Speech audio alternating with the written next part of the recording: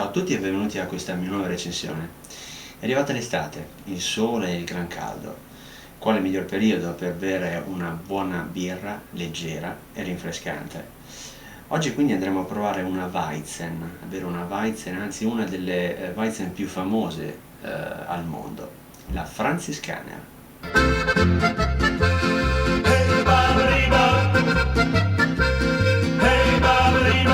Le prime notizie risalgono al 1363.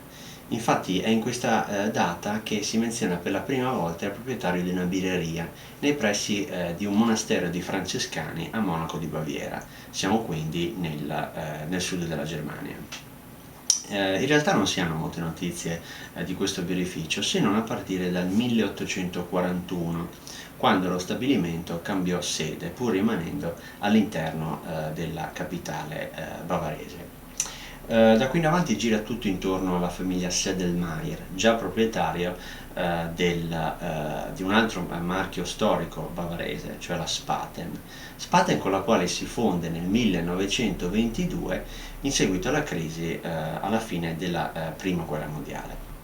Nel 1935 un noto artista di Monaco, Ludwig Holbein, disegnò il logo che potete vedere sull'etichetta della birra stessa, un frate con un boccale in mano. Attenzione, questo non vuol dire che la birra sia stata fatta da monaci o frati, ma come vi ho detto prima il nome stesso Franziskaner deriva più dal fatto che il primo stabilimento si trovasse nelle immediate vicinanze di un monastero appunto francescano. Negli anni 80 inizia la vendita fuori dai confini nazionali e il suo successo fu così grande che nel 2003 la produzione superò 1 milione di ettolitri, raggiungendo così il terzo posto tra tutte le Weizen a livello globale.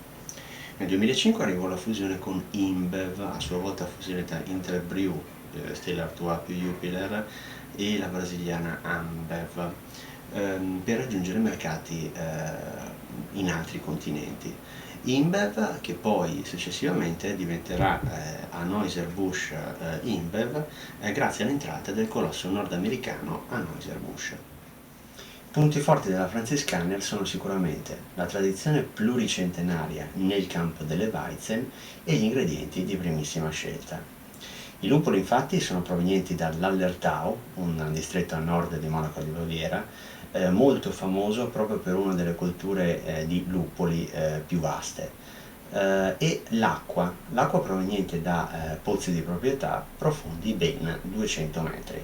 Attualmente Franziskaner propone 6 tipi di birra. Per scoprire quali sono vi invito a visitare il loro sito web, il cui link potrete trovare qui sotto. Come vedrete sono tutte varianti dello stile Weizen, birre quindi ad alta fermentazione, tradizionalmente appartenenti al ceppo teutonico. In realtà questo stile di birra proviene dalla Boemia, in Repubblica Ceca, ma è in Baviera che raggiunge il suo massimo splendore. Le Weizen sono dette anche birre di frumento, infatti per la loro produzione viene utilizzato in gran parte il frumento, circa 2/3, mentre il restante 1/3 è malto d'orzo.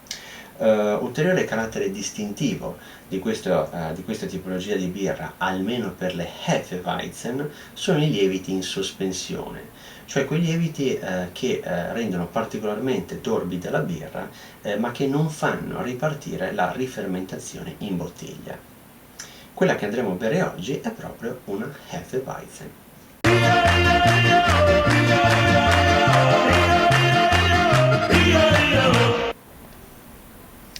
La bottiglia è una classica bottiglia in vetro da 50 centilitri, mentre il bicchiere è quello caratteristico delle Weizen, un bicchiere alto, slanciato, con svasatura sulla sommità adatta a contenere l'abbondante schiuma delle birre di frumento.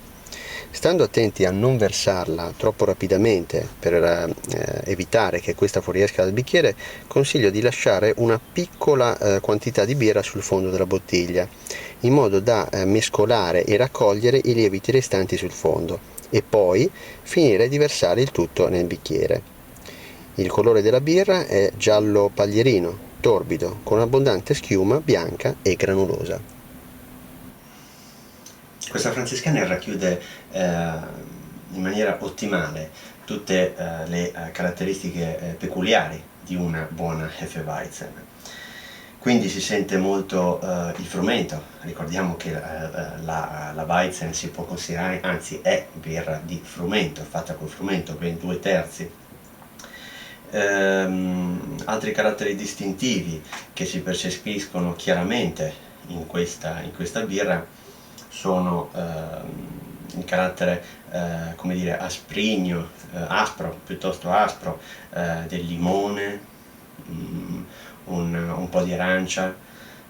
Sicuramente è forte anche l'aroma del chiodi di garofano, altra tipica nota caratteristica di questa tipologia di birra. Con il lievito aggiunto nel finale viene accentuato anche un profumo di banana. Ovviamente non è che ci sia la banana dentro, ma probabilmente questo è dovuto dal tipo di lievito che viene utilizzato durante la produzione.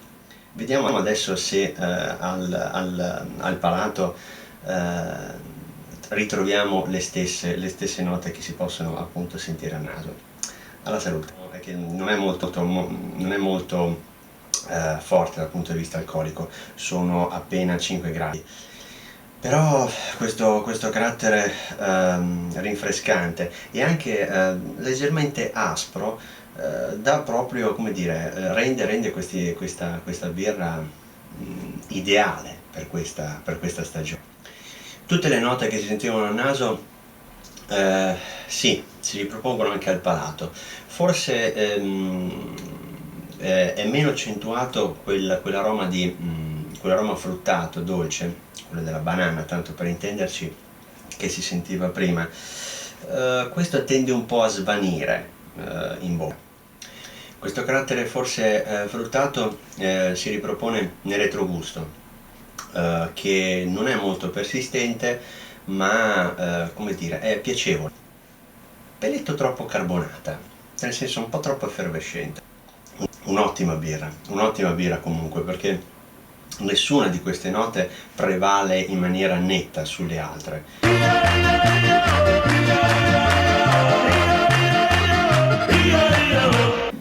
Sull'etichetta è ben scritto, ben chiaro, che questa birra è stata fatta seguendo le direttive del famoso editto di purezza del 1516. Probabilmente in futuro preparerò un video esclusivamente parlando di questa famosa legge, considerata come dire, quasi un sacramento in Germania. Brevemente l'editto di purezza diceva che la birra doveva essere fatta esclusivamente con 3 ingredienti, cioè orzo, lievito e acqua. In realtà questa è una Weizen. La Weizen, come abbiamo detto, è fatta col frumento. In realtà quindi questa birra non dovrebbe seguire quell'editto. Ma possiamo tranquillamente dire che comunque, a parte l'uso di frumento, in questa birra non vengono utilizzati altri ingredienti. È una birra più estiva probabilmente, ma secondo me può essere bevuta durante tutto il periodo dell'anno. Può essere bevuta da sola, piacevolmente, può essere anche accompagnata da piatti magari freschi, mi viene in mente il pesce per dire, oppure piatti di mare, e comunque piatti tutto sommato leggeri e non molto saporiti. Con questo credo di avervi detto tutto. Grazie di avermi seguito fino a qui, e vi lascio con uno spot che ho trovato, con uno dei tanti spot che ho trovato in rete appunto sulla Francis Scanner, e niente, vi auguro buon proseguimento, alla salute, ciao, alla prossima.